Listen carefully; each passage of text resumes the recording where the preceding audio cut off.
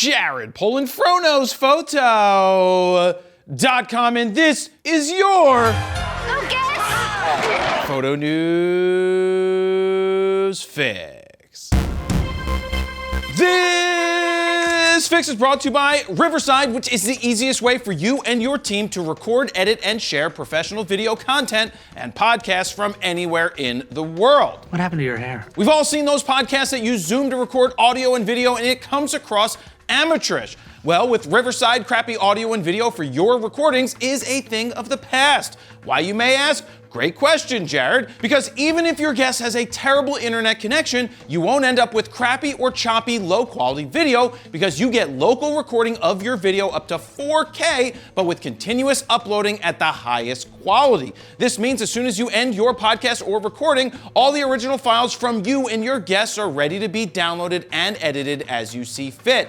Steven and I have been testing it out and love that we not only have super clean video, but uncompressed, crystal clear audio to work with as well. On top of that, we want to have more guests on Raw Talk, and with one click, our guests can seamlessly join from anywhere in the world right in their browser. This is honestly a no-brainer. If you've been wanting to start your own video or audio podcast with guests, it doesn't get much easier than Riverside. Head on over to bit.ly/FroRS and use the code FRO20 to get 20% off today. First up, let's kick the week off with some rumor news from both Canon and Nikon. Your hair is different. Canon Rumors had shared some recent optical formulas that were filed for potential wide-angle RF lenses. First, they said that they were RFS lenses, aka for crop sensor cameras, but then they made a correction and said that the lenses might be for full-frame cameras.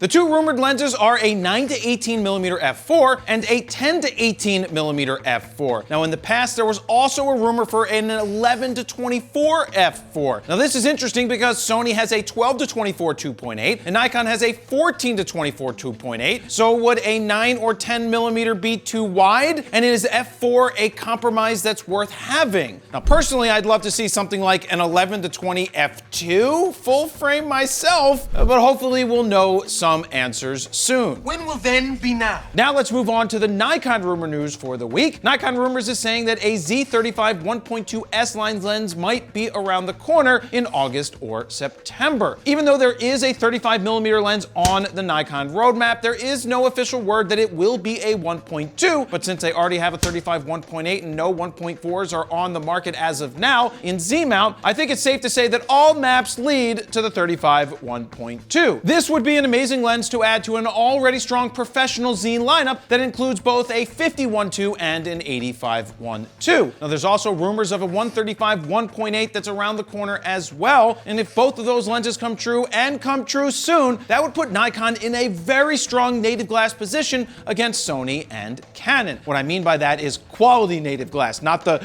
we have 50 lenses for E-mount, whoop-de-freaking-do, because some of them absolutely suck. But then on the flip side, they also have Tamron and Sigma and that L-mount Alliance people too. Now, what do you think about Nikon's lens offerings? Let me know down below. Next up, the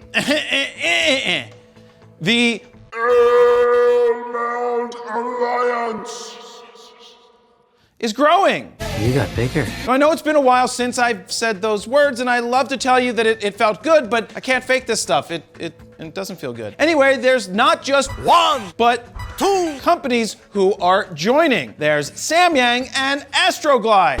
I mean, Astro Design, who I've actually never heard of. Anyway, Leica Camera AG said this on their Twitter, and I wonder if they actually have a Threads, though I don't really care because they both suck and are a time suck. Nonetheless, they said, exciting news, Astro Design and Samyang Optics have joined the L-mount Alliance. Now, the reason I didn't scream it right there is because I'm quoting them. It's not me saying it. Bringing the total number of companies to 7. This collaboration will lead to innovative products benefiting a wide range of photo and video applications. Right. Now, did you know that there were 7 members of this closed alliance? That's right, it's not even open to everyone because you need to be accepted in, like at a frat, which I'd never even apply for a frat. Now, I guess it's kind of nice that the alliance is growing and people have more options, but can you see a Leica shooter buying a Samyang lens for their Leica? No. Nah, me either. Now here, let's try something. If you own an L-mount camera, leave a comment below that says, I'm part of the alliance. I bet there won't be more than 7 people. Speaking of 7 people, we've got well more than 7 people who listen to our podcast every week. Thankfully, because if not, I'd be upset. Now, if you're not one of them just yet, please check out new episodes every Friday by searching for FroKnowsPhoto Raw Talk Podcast wherever you get your podcasts. And finally, we wrap up this week's Photo News Fix with Sony's new 70-200 f4 G Master Macro 2. Now, I took this lens with me to Chicago to use at Wrigley Field and see how it handled. It's a light and compact lens, which also has macro capability. Now, Sony claims, and I quote, "This is the first lens to offer half macro capability." Is that kind of like getting half and half in your coffee? Throughout the zoom range, with a maximum magnification of 0.5 times. Also, if you attach a 2x teleconverter, which takes your f4 to an f8, which I probably wouldn't recommend doing, you do get a life-size 1:1 macro shooting through the entire zoom range. The lens weighs in at only 1.7 pounds without the tripod collar, which honestly isn't even needed on a lens like this. Now, I think everyone's grandmother should be able to handhold this lens without needing any support. Even, not the ones that are dead. My grandmothers are all dead. And yeah, I'm talking about you, Grandma Jacobs and Grandma Moses and Grandma Simpson and Grandma Smith. You take that, Grandma. A kiss for your dear old granny.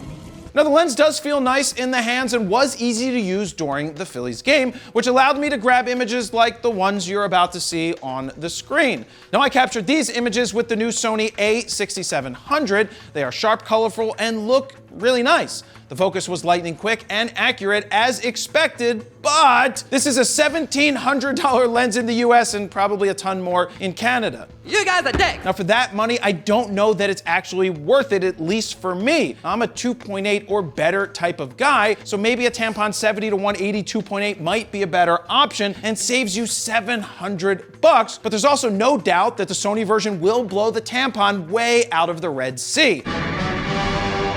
Now look, if you want a compact zoom f4 and money is no object to you, then it might be perfect because it's a fantastic lens. And there you have it, Jared, Polin, FroKnowsPhoto.com. See ya.